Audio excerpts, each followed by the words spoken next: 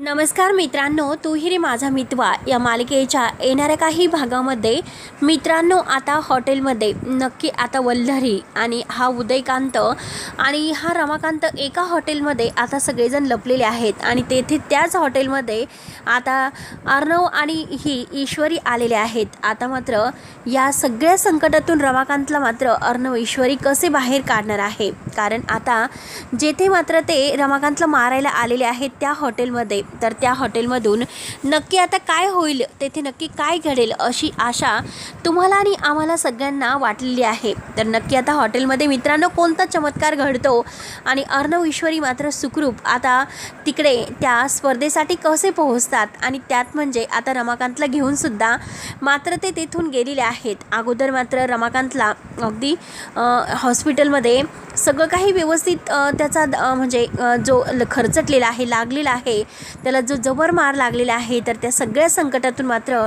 आता ईश्वरीने अर्णव त्याची सुटका करून घेऊन जातात। हे बघणं आता खरंच खूप इंटरेस्टिंग ठरणार आहे। त्यासाठी मित्रांनो व्हिडिओ शेवटपर्यंत नक्की बघत राहा आणि जर तुम्ही आपल्या चॅनलवर नवीन असाल तर चॅनलला सबस्क्राईब करण्यासाठी मात्र विसरू नका। तेव्हा मित्रांनो हे बघा आणि हे बघा आता मात्र आपले अर्णव आणि ईश्वरी मात्र मित्रांनो आता त्याच हॉटेलमध्ये आलेले आहेत, कारण बाहेर खूप पाऊस सुरू असतो। अविनाश मामाचा त्यांना फोन आलेला असतो की आता म्हणजे स्पर्धेसाठी सुद्धा काही वेळ असा लांबवण्यात आलेला आहे। काही स्पर्धक आणि मीडिया हे सगळेजण आता पावसामुळे उशिरा येत आहे, त्यामुळे स्पर्धेला वेळ असल्यामुळे तुम्ही निवांत या, एखाद्या हॉटेलमध्ये थांबा, विश्रांती घ्या आणि तेथे या। आणि देवकृपेने मात्र आता हा रमाकांत सुद्धा तेथेच त्याच हॉटेलमध्ये घुसलेला आहे आपला जीव वाचवण्यासाठी, कारण त्याला तेथे आपल्या अर्णव ईश्वरी यांची गाडी दिसते आणि त्याच वेळेस मात्र अर्णव ईश्वरी हे रूममध्ये गेलेले आहेत, कारण ईश्वरीला असं झालेलं असतं की ते केव्हा चेंज करेल आणि त्याच वेळेस मात्र आता रमाकांत तेथे घुसलेला आहे। तर त्याच्याकडे पैसे नसतात, परंतु त्याने आपली सोन्याची चेन दिलेली असते आणि शेवटी मात्र तो त्या हॉटेलमध्ये कसंबसं आपला जीव वाचवत गेलेला असतो। पण आता मात्र हा उदयकांत ही वल्लरी दोघंही मात्र त्याच हॉटेलमध्ये त्याचा पाठलाग करत तेथे येऊन पोहोचतात। पण आता मित्रांनो जेव्हा अर्णव ईश्वरी हे आता रूममध्ये गेलेले आहेत, आता रूममध्ये गेल्यानंतर मात्र आता जेव्हा ईश्वरीने चेंज केलेलं असतं, ईश्वरीने मात्र आता तेथे जो काही ड्रेस घातलेला असतो त्या ड्रेसमध्ये जेव्हा तो आता अर्णव तिला पाहतो तर त्याचा आता पूर्णपणे तोल जातो। तो ईश्वरीला कळत कळत आपल्या जवळ ओढतो, आपले मिठीत घेतो आणि ईश्वरीबरोबर तो प्रेमाच्या गप्पा करत असतो आणि त्याच वेळेस मात्र अर्णवला एक वेगळा असा काहीतरी लुक मात्र आणि जेव्हा मात्र आता हे दोघं अगदी एकमेकांच्या मिठीत आलेले असतात, अर्णवला ईश्वरी हवीहवीस वाटते आणि तो ईश्वरीला आय लव्ह यू बोलतो। ईश्वरी या क्षणाची अगदी कित्येक दिवसापासून वाट पाहत असते की केव्हा अर्णव सर आपल्याला स्वीकारतील आणि आता मात्र त्याच गोष्टीचा फायदा घेऊन अर्णव ईश्वरी मात्र दोघंही इतक्या जवळ आलेले आहेत, इतक्या जवळ आलेले आहेत, एकमेकांच्या मिठीत आहे आणि तोच मात्र आता बाबा तेथे रूममध्ये येतात। रूममध्ये आल्या क्षणी मात्र आता बाबा हे जोरात अर्णव ईश्वरी असं ओरडतात। आता बाबांचा जो काही आवाज आहे तर तो मात्र अर्णव ईश्वरीच्या कानावर येतो। तर ईश्वरी म्हणते की अर्णव सर, मी तुम्हाला म्हटले होते की बाबा नक्की कोणत्या तरी संकटात आहे आणि आज बाबांनी पुन्हा आवाज दिलेला आहे, मला बघायला हवं। तर ईश्वरीचा आता ड्रेस मात्र वेगळा असतो, त्यामुळे ती काही बाहेर येत नाही, पण ती तो सुद्धा विचार करत नाही। ती म्हणते की सर थांबा, मी आत्ता चेंज करते, तोपर्यंत तुम्ही बाबा कुठे आहे बघा। तर अर्णव घाईने मात्र आता तिकडे येत असतो आणि त्याच वेळेस मात्र अर्णव म्हणतो की अगं ईश्वरी येथे कुठे नाही, कोणी नाही। तर वल्लरी आणि ह्या उदयकांतने रमाकांतला पकडलेलं असतं आणि रमाकांतचं तोंड दाबून त्यांनी आता रूममध्ये त्याला बंद करून ठेवलेलं असतं, परंतु ईश्वरीचा जो काही खालीवर होत असतो। ईश्वरी म्हणते की नाही अर्णव सर, मला काहीतरी शंका वाटते आणि तुम्ही म्हणतात की येथे कोणीच नाही, परंतु आहे, नक्की कोणीतरी आहे। मला मात्र अर्णव सर बाबांचा आवाज येतो, बाबा नक्की काहीतरी संकटात आहे। तेव्हा रमाकांतला खूप त्रास होत असतो आणि वल्लरी आणि उदयकांतने मात्र रमाकांतला पकडलेलं असतं आणि त्याच वेळेस आता मात्र रमाकांत पुन्हा जोरात अर्णव असं ओरडतो। तर वल्लरी पुन्हा त्याचं तोंड दाबते आणि त्याला तोंड दाबून मात्र तेथून घेऊन जाण्याचा प्रयत्न करत असतात आणि तेवढ्यात मात्र आता ते हॉटेलवाले आहेत, तर त्या हॉटेलवाल्यांनी मात्र आता ती चेन ही अर्णव आणि ईश्वरी यांच्या ताब्यात दिलेली असते, कारण कोणतरी आता एक एक माणूस होता आणि तो माणूस मात्र आता अर्णव राजशिर्के म्हणजे सात्विक फॅशनचा जो काही मालक आहे तर तो माझा मुलगा आहे असं मात्र ते ओळख सांगत होते. आणि त्या माणसाने मात्र ही चेन देऊन त्याला येथे राहायचं होतं. परंतु असेच अनेक 2 माणसं आले आणि म्हणजे त्या व्यक्तीला ते येथून घेऊन गेलेत. आता हे ऐकल्यानंतर अर्णव आणि ईश्वरीला धक्काच बसतो. ईश्वरी म्हणते की सर नक्कीच बाबा होते आणि बाबांची चेन आहे ही. आणि सात्विक फॅशनच्या अर्णव राजशिर्केंचे वडील म्हणजे नक्की आता बाबाच आहे. मी अर्णव सर तुम्हाला केव्हाचीही सांगत होते की बाबा कुठल्या तरी संकटात आहे आणि सर तुम्ही माझं काही ऐकून घ्यायला तयार नाही. आता मात्र काय झालं असेल, बाबांना कोणी काय कुठे नेलं असेल, बाबा काही संकटात तर नसतील ना. म्हणून आता ईश्वरीला खूप टेन्शन येते. ती गणूबाप्पाला हात जोडते. गणूबाप्पाला म्हणते की हे बघा माझ्या बाबांना काही होऊन देऊ नका कारण मला बाबांची गरज आहे. अर्णव सरांचे बाबा मला हवे आहेत. म्हणून मात्र आता ईश्वरी देवप्पाला हात जोडते. आणि त्याच वेळेस मात्र आता वल्लरी आणि उदयकांतला रमाकांतला घेऊन मात्र तेथून जायला निघलेले असतात. ईश्वरीचं लक्ष जातं. ईश्वरी घाईने मात्र आता लगेच खाली उतरते आणि ती गाडीमध्ये जेव्हा रमाकांत याला तर धरून बसवणार तोच लगेच ईश्वरी सनकणी उदयकांतच्या कानामागे ठेवून देते आणि उदयकांतला चांगलंच मारते.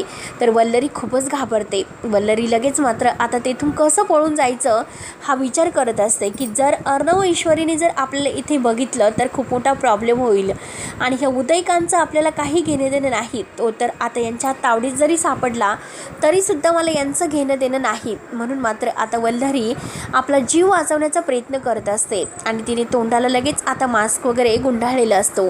परंतु ईश्वरी मात्र आता म्हणते की तू कोण आहे. ईश्वरी तिच्या चेहऱ्याचा मास्क काढते पण तरीसुद्धा वल्लरी मात्र आता ईश्वरीला एक आता असाच गचका ठेवून देते आणि खाली पाडते. अर्णव रागाने मात्र आता मागून येतो आणि गचंडी धरतो आणि वल्लरी मामीला असडतो. आणि तेव्हा कुठे अर्णवच्या लक्षात येतं ही तर वल्लरी मामी आहे आणि मामी तू इकडे काय करते आणि तू मात्र उदयकांत बरोबर कशी, असे अनेक प्रश्न आता अर्णव ईश्वरी ह्या वल्लरीला विचारायला सुरुवात करतात. परंतु वल्लरीची बोलती वळते.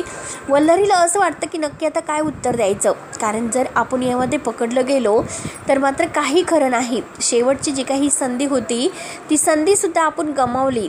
आता काय करायचं. आता मात्र आता कोणताही पुरावा आपल्याकडे राहिलेला नाही. शेवटी आता ईश्वरीची माफीच आपल्याला मागावी लागेल आणि ईश्वरीला स्पर्धेमध्ये पोहोचण्यासाठी मदत करावी लागेल. म्हणून ईश्वरीची पूर्णपणे बोलती बंद झालेली असते. पण तरीसुद्धा मात्र ती आता अगदी ईश्वरीशी बोलण्याचा प्रयत्न करत असते. परंतु ईश्वरी म्हणते की नाही मामी, आजपासून तुमचा आणि माझा संबंध सुटला. ज्या दिवशी तुम्ही माझ्या जीवावर उठला होता आणि आज मात्र बाबांच्या जीवावर उठला. आणि त्याच वेळेस रमाकांत त्याच्याकडे जे काही पुरावे आहेत ते सगळे पुरावे मात्र तो अर्णव आणि ईश्वरी या दोघांना दाखवतो. तर ईश्वरीसाठी आणि आता ह्या अर्णवसाठी मात्र एक असा भयानक सत्याचा पुरावा आता त्यांच्यासमोर आलेला असतो की जेणेकरून मात्र हा पुरावा दाखवून वल्लरी मामीला मात्र जेलमध्ये आपण टाकू शकतो आणि उदयकांतला सुद्धा. कारण आत्तापर्यंत जे काही कारस्थान त्यांनी केलेलं आहे त्या प्रत्येक कारस्थानाचा एक हिशोब मात्र रमाकांत अर्णव ईश्वरीला देत असतो. आपल्या मोबाईलमध्ये जे पुरावे आहेत तर ते पुरावेसुद्धा मात्र तो आता पोलिसांना देतो. तर मामी आता खाली मान घालून उभी असते. पण त्याच वेळेस आता मामीने असा काहीतरी डाव आखलेला असतो. कारण तो डाव असा आखलेला असतो की मामी आता मात्र धमकायला सुरुवात करते. मामी म्हणते की जर तुम्ही मला सोडलं नाही तर मात्र मी काय करेल तपास नाही, त्यामुळे प्लीज मला सोडून द्या. तर वल्लरी मात्र आता कुणाचं काही ऐकून घ्यायला तयारच नसते. पण शेवटी आता पोलीस येतात आणि पोलीस मात्र वल्लरीला घेऊन पकडून जातात आणि ह्या रमाकांतला म्हणजे सुखरूप त्यांचा आपला जीव वाचलेला असतो. तर तेव्हा ईश्वरी धावतच येते आणि बाबांना म्हणते की बाबा तुमची अशी अवस्था कोणी केली. तर रमाकांत आता मात्र वल्लरी आणि उदयकांत ह्या दोघांचं नाव घेतो. त्या क्षणी मात्र आता हे खूपच भडकलेले असतात. कारण आता किती काही झालं तरी आज मात्र यांनी आज ते जे काही आहे तर ते पूर्ण केलेलं आहे. त्यांच्या पापाचा घडा भरलेला आहे. त्यामुळे अर्णव मात्र ईश्वरीला म्हणतो की हे बघ तू काही टेन्शन घेऊ नकोस. आजपासून जे मात्र अर्णव म्हणजे वल्लरीने केलेलं आहे मामीने तर प्रत्येक सत्याचा उलगडा होईल आणि या प्रत्येक गोष्टीचा हिशोब मात्र आता वल्लरी मामीला द्यावाच लागेल. नाहीतर माझ्या इतकं वाईट कोणी नसेल. म्हणून मात्र आता खरंच अर्णव खूपच भडकलेला असतो. त्याला काय करावं तेच काही कळत नसतं आणि शेवटी बाबांचा जीव मात्र ईश्वरी वाचवते आणि बाबांना घरी घेऊन येते. आणि घरी आल्यानंतर मात्र वल्लरीला बघतात तर त्या क्षणी मात्र आता वल्लरी रागाने त्यांच्याकडे पाहत असते आणि रागानेच मात्र आता हा रमाकांत तिच्याकडे पाहत असतो. तर मित्रांनो, पुढे नक्की काय होणार आहे? कारण ईश्वरी अर्णव यांनी बाबांच्या मदतीने आता हे 1 करोड रुपयांचं जे पारितोषिक आहे तर ते पारितोषिक मिळवलेलं आहे आणि आता पारितोषिक मिळवून रमाकांतचा जीवसुद्धा वाचवलेला आहे आणि वल्लरी मामीचा पापाचा घडा भरून उदयकांतला आणि वल्लरीला पकडलेला आहे. तेव्हा मित्रांनो, आता पुढे नक्की काय होतं बघायला विसरू नका. तोपर्यंत धन्यवाद.